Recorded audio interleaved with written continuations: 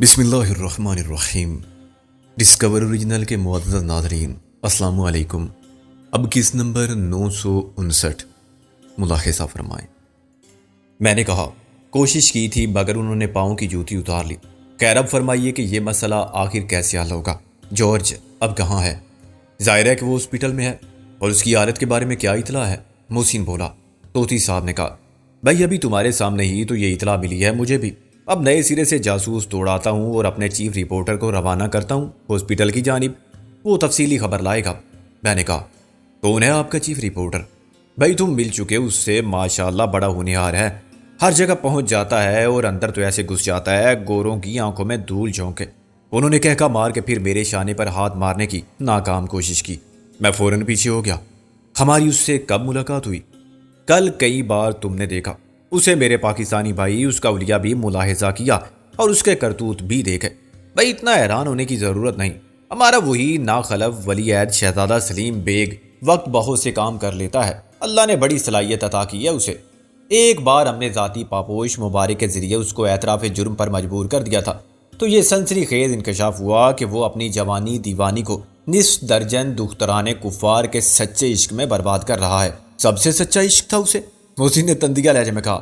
الحمدللہ جھوٹ سے اس کو بھی نفرت ہے ہماری طرح۔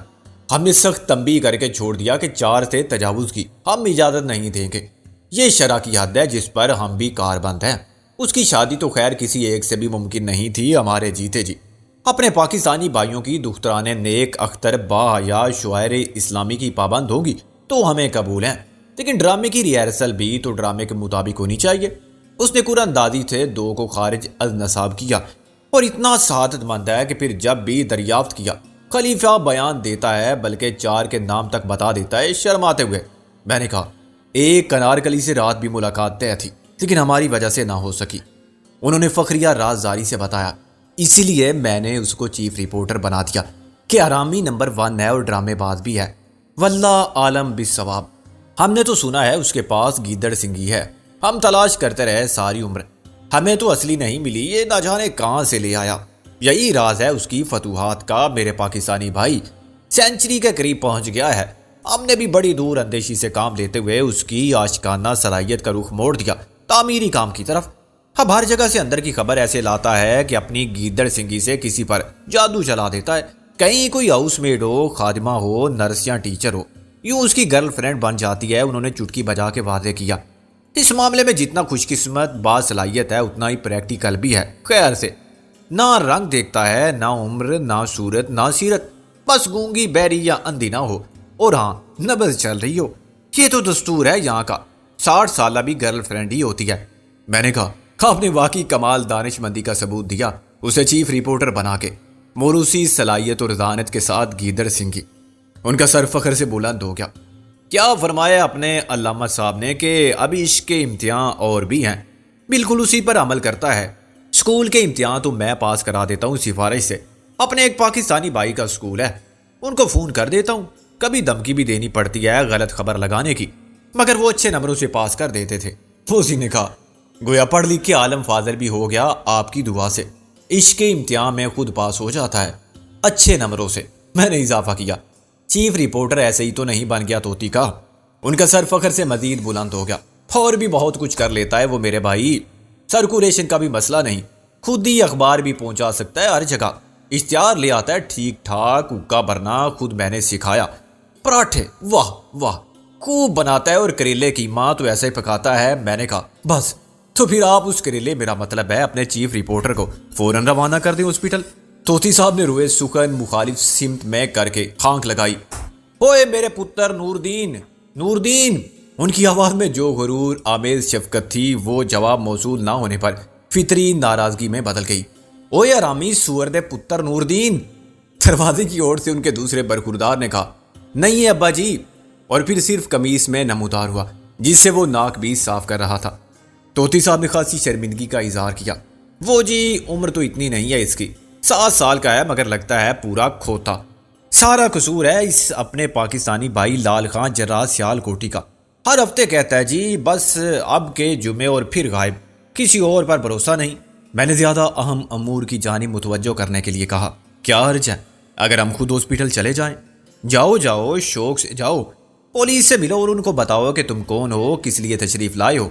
لندن کی پولیس کے بارے میں سنا ہی ہوگا آپ نے کہ بڑی خوش اخلاق ہے اور ملنسار بھی ہے۔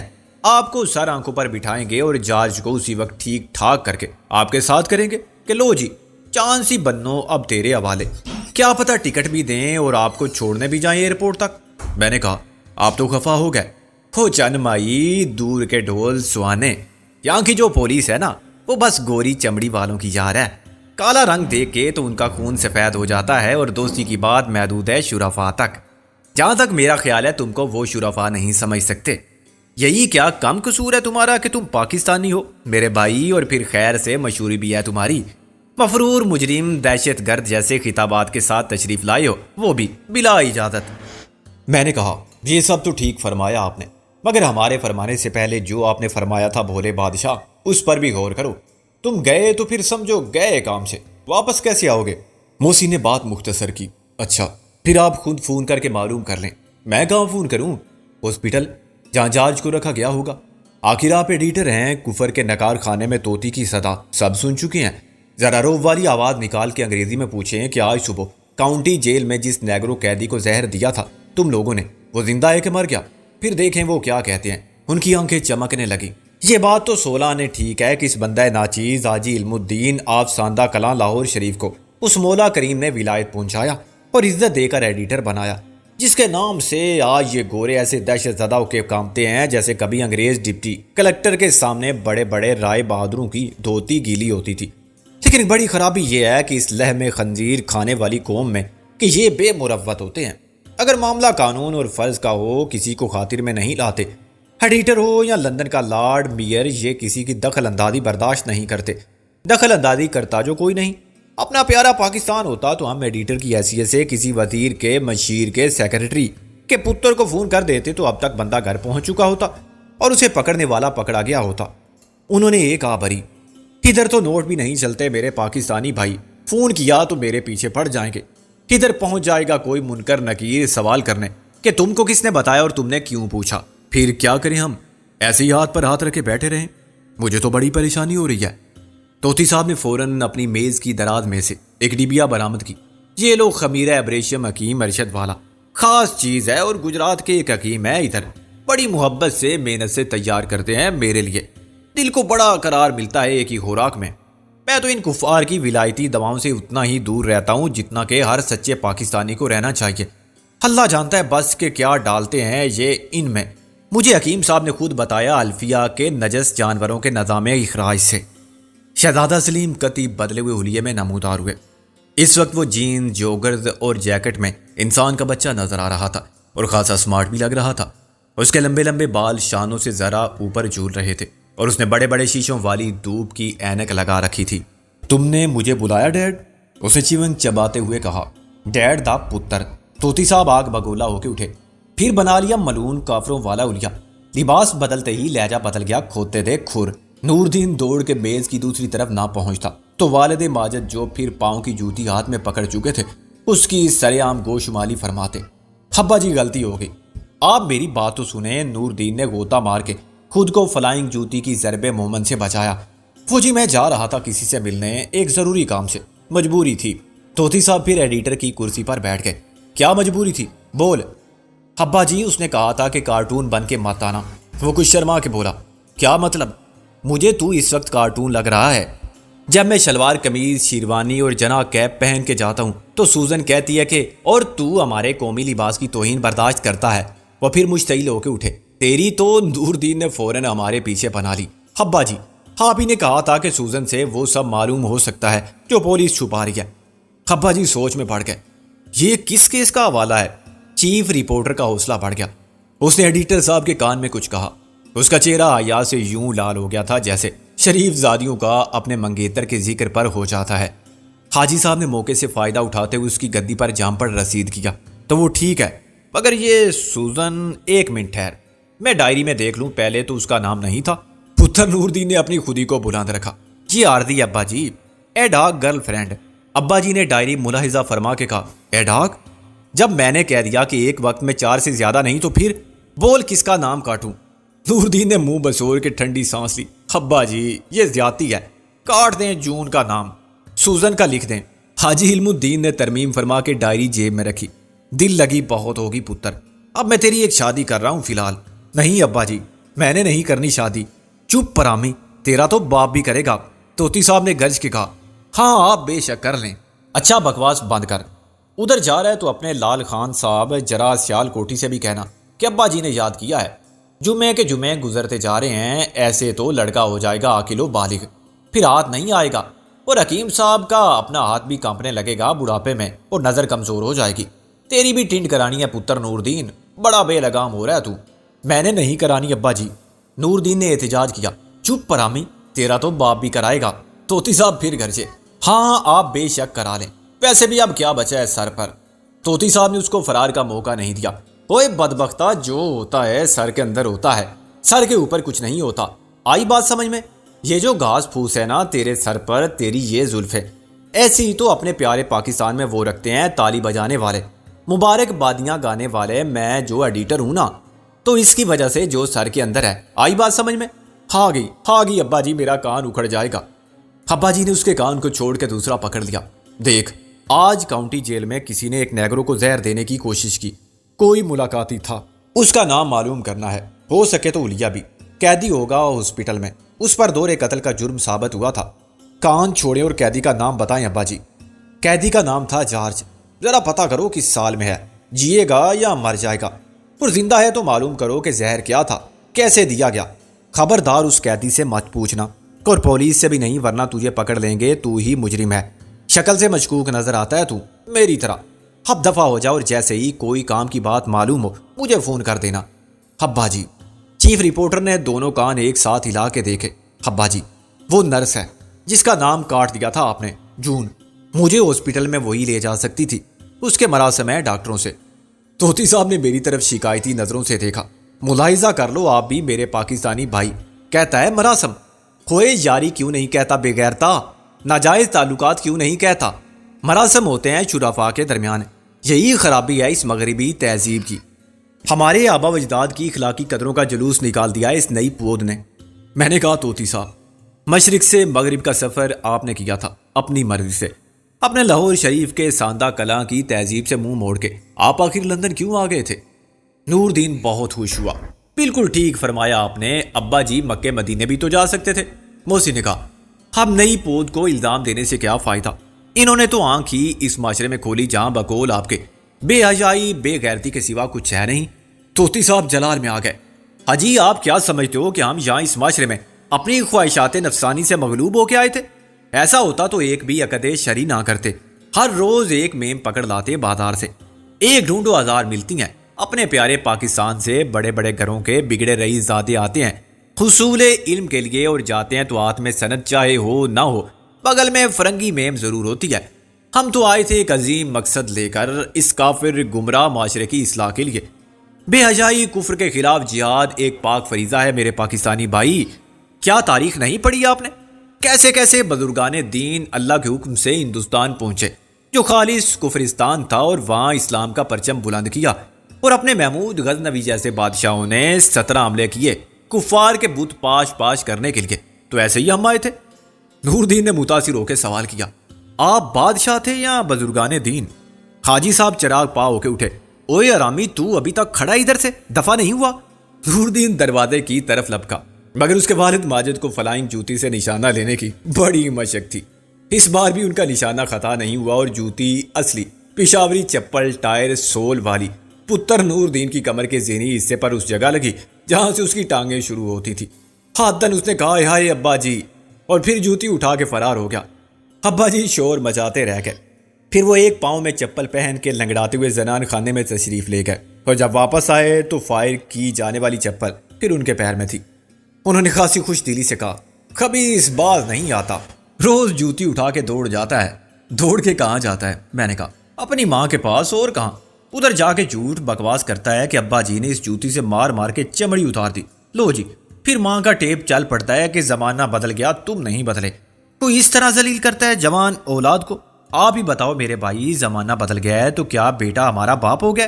یہ جو عزت آج ہمیں ملی ہے، یہ ماں باپ کی جوتیاں کھا کے اٹھا کے ملی ہے۔ آخر والدین کے بھی تو حقوق ہیں۔ میرے ابا جی اللہ ان کو کروٹ کروٹ جنت عطا فرمائیں، اس گھر والی کے سامنے چھترول فرماتے تھے ہمارا فرض تھا کہ اف نہ کریں۔ حقوق و فرائض کی اس بحث سے مجھے کوئی دلچسپی نہ تھی۔ میں یہ محسوس کر رہا تھا کہ اپنے معاملات کی باغ دوڑ طوطی صاحب کے ہاتھوں میں دینے کے بعد ہم بالکل بیکار اور بیزار ہو گئے ہیں۔ بلا شبہ ان کی پناہ میں ہم بہت محفوظ تھے اور ہمیں کوئی کام خود کر کے کوئی خطرہ مول دینے کی ضرورت بھی نہیں تھی، مگر یہ پور تحفظ بے عملی ہمارے مزاج اور ہماری عادت کے خلاف تھی۔ طوطی صاحب کا کام کرنے کا اپنا ہی انداز تھا۔ وہ بیک وقت صافتی مسائل سے نمٹتے تھے، زوجگان کے درمیان امن اور عدل رکھنے کے لیے خانہ جنگی معاملات کو زور بازو مسلم دکھا کے حل فرماتے تھے، اور ان کی جملہ پیداوار کی اکلوتے والد کی حیثیت سے ہر عمر اور جنس کے بچوں کی اخلاق و کردار کو لندن میں رہ کے ساندہ کلا کی تہذیبی روایات کا قابل رشک نمونہ بنا کے سعی ناکام میں بھی لگے رہے تھے۔ لندن کے ہر پاکستانی بھائی کو تہذیب مغرب کے تباہ کن اثرات سے بچانا اور انہیں اپنے جہاد میں شامل ہونے کے لیے آمادہ کرنا، جس کے نتیجے میں بالآخر انگلستان میں مسلم اکثریت کا پاکستان قائم ہونا سب سے مشکل کام تھا، مگر وہ اپنے ہفت روزہ طوطی کے ذریعے تبلیغ کا یہ فریضہ بڑے جوش و خروش سے سر انجام دے رہے تھے۔ اسلامی پاکستانی جذبات سے جھلکتی شاعری بھی ایک مصروفیت تھی، اور اس بامقصد شاعری کے نمونے فریم کرا کے نمایاں مقامات پر آویزاں کرنے کے لیے مفت تقسیم کرنا تاکہ ان کے کلام کی تاثیر زیادہ سے زیادہ پاکستانی بھائیوں کے دلوں پر اثر کرے۔ پاکستان کے اخبارات سے ہفتے بھر کی چیدہ خبریں نکالنا، اداریہ تحریر کرتے ہوئے جذبات کے دریا کو کوزے میں بند کرنا، مقامی طور پر انگریز قوم کی ناک کاٹنے والی یا بھارت کی ایسی تیسی کرنے والی خبروں کا حصول، پاکستان دشمن عناصر کے دانت کھٹے کرنا اور مقدمے بازی، یہ سب کام طوطی صاحب کس عمر میں بھی اسی انہماک سے کر رہے تھے جیسے جوانی میں کرتے تھے۔ بکرات ان کا ہم مسر ساتھی، دستے راستہ، چیف رپورٹر ان کا ڈرامے بعد عاشق جاں بعد اور حد درجہ سعادت مند ولی عہد تھا۔ رپورٹر ہر علاقے میں اعزازی خدمات سر انجام دیتے تھے، اور وہ پاکستانی بھائی تھے جو حاجی علم الدین طوطی کے ہم نوا تھے۔ اندر کی ہر خبر جس سے انگریز قوم کے منہ پر جوتا مارا جا سکے یا بھارت کے رہنے والوں کو نیچا دکھایا جا سکے، انہیں ثبوت تصاویر کے ساتھ خود ہی مل جاتی تھی۔ اسی طرح پاکستان کے بارے میں کوئی خبر یا تبصرہ کسی بھی ریڈیو ٹی وی اسٹیشن سے نشر ہو، اس کی تفصیل بھی کوئی انہیں فون پر بتا دیتا تھا۔ حاجی صاحب، آپ نے سنا آج بی بی سی نے کیا بکواس کی، یا وائس آف امریکہ نے کیا بونکا؟ اگلے شمارے میں ان دونوں کا خانہ خراب طوطی کا اداریہ یا دھماکہ خیز کتھا۔ جب حاجی علم الدین طوطی اپنے معمولات میں غرق ہو گئے تو میرے لیے اور محسن کے لیے جارج کے بارے میں کسی خبر کے انتظار کرنے کے سوا کوئی کام نہ رہا۔ ہم نے کچھ دیر جمائیاں لی، طوطی کے پرانے شمارے ملاحظہ کیا اور وہ سنسر شدہ قابل اعتراض تصاویر دیکھی جو ناقابل اشاعت ہونے کی بنا پر طوطی صاحب نے سنبھال کے ایک طرف رکھنی تھی۔ اللہ بڑا مسبب الاسباب ہے، اس نے مجھے اور محسن کو ایک ہی وقت میں الگ الگ راستوں سے لندن پہنچا دیا تھا۔ قانونی طور پر ہماری پوزیشن ایک جیسی تھی، ہم پر برطانیہ میں داخلے کی پابندی برقرار تھی۔ ہمارے عازم لندن ہونے سے قبل ہی ہمارے عزائم کا علم ہمارے دشمنوں کو ہو گیا تھا، اور ہر دشمن نے حسب توفیق ہمارے حوصلے پست کرنے کے لیے مخالفانہ کارروائی سے ہمارے لیے مشکلات بھی پیدا کی تھی، مگر ہم سب رکاوٹوں کو عبور کرتے اور سازش کرنے والوں سے بچتے بچاتے لندن میں قدم رنجہ فرما چکے تھے۔ لیکن ہماری تقدیر بھی کم ستم ظریف نہ تھی، ہم سے پہلے ہی ہمارے دشمن نمبر 1 چودھری دلاور نے لندن پہنچ کے مورچہ بندی کر لی تھی۔ بس اسے ایئرپورٹ پر ہماری استقبال کی سعادت حاصل نہ ہو سکی۔ ہم سے ملاقات کا اشتیاق اسے یقیناً ہوگا، اور اپنے ذرائع استعمال کرتے ہوئے وہ بھی ہمیں تلاش کر رہا ہوگا۔ اصل چہرے کے ساتھ وہ بھی نہیں آیا ہوگا، اور خوف اسے بھی ہوگا کہ نہ جانے کب کہاں کون مل جائے جو اسے پہچان لے۔ مجھ سے ملاقات کا اتنا ہی شدت سے الزبتھ کو بھی انتظار ہوگا۔ میں نے اسے چیلنج کیا تھا، اور اس نے بھی کھل کے کہہ دیا تھا کہ پرانی محبت گئی چولہے میں، اب تو نفرت اور انتقامی جذبات کی دونوں طرف ہے خاک برابر لگی ہوئی۔ اس نے ایک زخم خوردہ انا کی شکست سے 2-4 محبت کے نام پر ہوس کے شکاری کے دام میں پھنس جانے والی عورت کے زہریلے لہجے میں دل بھر کے آتش فشانی کی تھی، اور اپنی طرف سے مجھ پر واضح کر دیا تھا کہ وہ اپنی تذلیل کا بدلہ لینے کے لیے مجھے اب اتنا ذلیل کرے گی کہ میں عزت کے لفظ کا مطلب تک بھول جاؤں گا۔ اب اس بے وقوف لڑکی سے ناقص العقل عورت بن جانے والی لیڈی الزبتھ گورڈن کو یہ کیسے سمجھایا اور بتایا جا سکتا ہے کہ سکندر بخت نے ولایت میں محبت صرف ایک بار کی تھی اور اس کے سوا کسی سے نہیں کی تھی؟ یہ الزام قبول کرنے سے مجھے انکار نہیں تھا کہ میں نے اور محسن نے سابق انگریز حاکموں کے مظالم کا بدلہ ان کی اولاد سے لینے کے لیے مجاہدانہ جذبے سے کام لیا تھا، اور زیادہ سے زیادہ گرل فرینڈز بنا کے چھوڑ دینا ہمارا محبوب مشغلہ تھا۔ محبت کا دھوکہ کھانے والی لڑکیاں تو کچھ دن رو دھو کے صبر کر لیتی تھی اور انہیں ہمارا متبادل بھی مل جاتا تھا، مگر زیادہ نقصان ہمیں ان رقیبان روسیا نے پہنچایا تھا جن کی گرل فرینڈز پر ہم نے سازش کر کے اس طرح غاصبانہ قبضہ حاصل کر لیا تھا جیسے انگریزوں نے ہندوستان پر تجارت کے بہانے قبضہ کیا تھا۔ یہ کہا جا سکتا ہے کہ وہ ہمارا ناپختہ شعور تھا یا جوانی کے بہکے ہوئے جذبات کا منفی رد عمل تھا۔ الزبتھ بہرحال ان لڑکیوں میں شامل نہیں تھی اور اس کے لیے میرے دل میں محبت کے جذبات ایسے ہی تھے جیسے محبت کے جذبات ہوتے ہیں۔ ہر جگہ، ہر زمانے میں، ہر دور میں ہر مرد جب کسی عورت کو چاہتا ہے تو پھر اس کی چاہت میں اور سینکڑوں سال پہلے کے یا ہزاروں میل دور کے کسی مرد کے جذبات کی نوعیت میں کوئی فرق نہیں ہوتا، مگر یہ بات الزبتھ کو آج نہیں سمجھائی جا سکتی تھی۔ ایک چور جب 100 گھروں میں چوری کر کے جرم کا ارتکاب اور اعتراف کر چکا ہو تو کسی ایک گھر کے بارے میں کس منہ سے کہے گا کہ وہ وہاں نیک نیتی سے گیا تھا؟ اس بات نے الزبتھ کو مزید مشتعل کیا تھا کہ میں نے اس سے زیادہ حسین لڑکی تلاش کر لی تھی جو قابلیت میں بھی اس سے بدرجہ بہتر تھی۔ قابلیت والی بات پر شاید وہ چراغ پا نہ ہوتی اور اثر سے کباب نہ ہوتی، مگر یہ کہ وہ زیادہ حسین ہے۔ جب عام لڑکی بڑی مشکل سے مانتی ہے کہ دنیا میں اس سے بڑھ کر بھی حسین کوئی ہو سکتا ہے تو الزبتھ پھر الزبتھ تھی، خالص ولایتی نسل کی سفید چمڑی والی حالی نسب لڑکی جسے ہر روز 101 پرستار یقین دلاتے ہوں گے کہ مس یونیورس وغیرہ تو محض ایک کمرشل ریئیکٹ ہے، ورنہ اس کرۂ ارض پر کوئی کاف سمیت اس جیسی پریوش ماں جبھی زہرا جمال نہ تھی، نہ ہے اور نہ ہوگی۔ سب چاہت کے چیمپئن یہی تکنیک استعمال کرتے آئے ہیں اور میں نے بھی کی تھی۔ آج میرا یہ کہنا کہ رابعہ اس سے زیادہ حسین ہے اس کے لیے کسی گالی سے کم نہ تھا۔ رابعہ کا مجھ سے ملنا زندگی کے تسلسل میں معمولات کے حالات اور واقعات کا کرشمہ تھا، نہ اس میں میری خواہش کو دخل تھا، نہ کوئی کوشش اور نہ سازش کو۔ ایسا ہونا تھا سو ہوا، مگر الزبتھ یہ ماننے پر تیار نہ تھی۔ خیر بی بی، تمہارے شیکسپیئر سے بڑا ہمارا غالب تھا جس نے یہ فرمایا کہ یار اب نہ وہ سمجھے ہیں نہ سمجھیں گے میری بات، دے اور دل ان کو جو نہ دے مجھ کو زباں اور۔ الزبتھ بھی نوشتہ تقدیر کو قبول کر چکی تھی اور مجھ سے محبت تو کیا نفرت کو بھی بھول چکی تھی کہ میں نے بقلم خود پنگا لیا اور اسے فون کر کے اپنی تشریف آوری کے پروگرام سے مطالعہ کیا۔ میرا خیال تھا کہ بس اب وہ آغاز شباب کی جذباتی نادانی کا دور تمام ہوا، نہ ہم برباد ہوئے نہ تم، خانہ آبادی ہوگی، دودو ناؤ پوتو پھلو، پرانے تعلق کی بنا پر مل تو سکتے ہیں دوستوں کی طرح۔ مگر اس نے سمجھا کہ میں اس کی تزریل کے زخموں پر نمک پاشی کر رہا ہوں یا پھر اس کا جذباتی استحصال کرنے کے موڈ میں ہوں۔ برسوں کا سویا ہوا آتش فشاں جیسے کسی بہانے کا منتظر تھا اور کنکری مارتے ہی پھٹ گیا۔ اس نے خود کچھ نہیں کیا، میرے جانی دشمنوں کو خبردار کر دیا۔ جانی دشمنوں میں سر فہرست اس کا شوہر نامدار تھا جس کے دل میں میرے خلاف رقابت کے جذبات کم شدید نہ تھے۔ وہ اپنی کامیابی اور فتح پر نازاں، خوش اور مطمئن تھا کہ سالہ کالا بڑا اتراتا تھا۔ جوتے مار کے نکالا گیا اور الزبتھ جیسی چیز بلاخر اسی کو ملی جو اس کا سب سے زیادہ مستحق تھا۔ میری آمد کی اطلاع نے اس کے غرور اور اطمینان کے جذبات کی بنیادیں ہلا دیں اور اپنے پورے انتقامی جذبات اختیارات کی طاقت کے ساتھ اس نے لندن میں میرا وہ حشر کرنے کا فیصلہ کیا جس سے تمام کالے اور کم نسل عاشقوں کو عبرت ہو جو الزبتھ جیسی لڑکیوں پر نظر رکھتے ہیں۔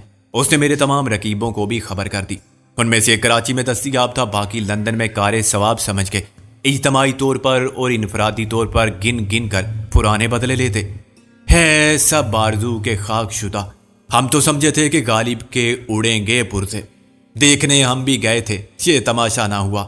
وہ سب میرے دشمن جان، دلوں میں خون، آشام جذبات، زباں پر خالص ولایتی گالیاں اور ہاتھوں میں راکٹ تو وغیرہ لیے پھر رہے ہوں گے کہ کہیں نظر آئے سکندر بخت تو اسے بدبخت و مرحوم کریں۔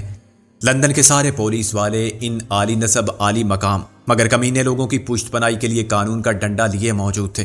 سب سکندر بخت کو جانتے اور پہچانتے تھے، سب کو معلوم تھا کہ وہ کب آئے گا، کدھر سے آئے گا، کہاں جائے گا، کیا کرے گا اور کیسے کرے گا۔ اب وہ ایک دوسرے سے پوچھ رہے ہوں گے اور خود بھی حیران ہوں گے کہ کیا ہوا، سکندر بخت کیوں نہیں آیا، آتا تو پکڑا جاتا۔ ہر جگہ لوگ الرٹ تھے اور مسٹر گورڈن نے کفے افسوس ملتے ہوئے کہا ہوگا کہ وہ سلپ کر گیا، وہ ڈیم فول کراچی میں ہمارے کونسلیٹ کا آفس، انہوں نے اسے نکل جانے کا موقع دیا۔ وہ پہنچا تھا داڑھی لگا کے اور نام بدل کے، ایک برقع پوش عورت کے ساتھ اسے وہیں پکڑ لینا چاہیے تھا۔ اس نے جرا کر کے غلطی کی اور پھر پاسپورٹ اس کے ہاتھ میں دے دیا۔ دوسری غلطی، وہ باسٹرڈ بھاگ گیا، مگر مجھے معلوم ہوا کہ وہ آ گیا ہے، کیسے، کس وقت، کدھر سے، اور آیا ہے تو پھر کہاں، کس نے دیکھا اسے، کیا ہولیا اس کا، پولیس کیا کر رہی ہے؟ وہ لندن میں ہے اور ہم بے خبر ہیں۔ ہو مائی لارڈ، مجھے نظر آ جائے تو میں اسے گولی مار دوں، اسکاٹ لینڈ یارڈ کو اس کے پیچھے لگا دوں، دوڑو پکڑو مارو۔ یہ سب دل باغ باغ کرنے والے خیالات تھے کہ میں یہاں محفوظ بیٹھا ہوں اور چیلنج دینے کے باوجود ابھی تک دشمن اور رقیب جگ مارتے پھر رہے ہیں۔ دوبارہ لیڈی ایلزابتھ کو فون کرنا خطرناک ثابت ہو سکتا تھا۔ اس کے دولت مند، عقل مند، ہنرمند شور نے ہر فون پر آبزرویشن لگوا دی ہوگی۔ ایلزابتھ ڈارلنگ، وہ پھر فون کرے تو اسے دل بستگی کی باتوں میں لگانا، یہ ظاہر کرنا جیسے تم نادم ہو اپنے رویے پر محبت کے پرانے جذبات پھر اود آئے ہیں، اسے مدعو کرنا کہیں ہم اٹھا لیں گے اسے۔ اور کہاں کہاں فون کر سکتا ہے وہ، اس کی سویٹ آرٹ اور کون تھی، سب کے نام بتا دو، چلو درجن بھر نام تمہیں یاد نہیں، 2-4 لکھوا دو۔ موسی نے میری پسلی میں کونی ماری، تیرا دماغ چل گیا ہے، کب سے دیکھ رہا ہوں میں، اکیلا بیٹھا مسکرا رہا ہے۔ میں نے پسلی کو دبا کے کہا، کیا یہ ایسا جرم ہے جس کی پاداش میں میری پسلی توڑ دی جائے؟ پسلیوں کے اندر دل ہوتا ہے، وہ بھی ٹوٹ سکتا ہے شیروانی صاحب، وہ تو اتنی بار ٹوٹا ہے اور اتنی بار جوڑا گیا ہے کہ اب کوئی مسئلہ نہیں، چل کہیں باہر چلتے ہیں۔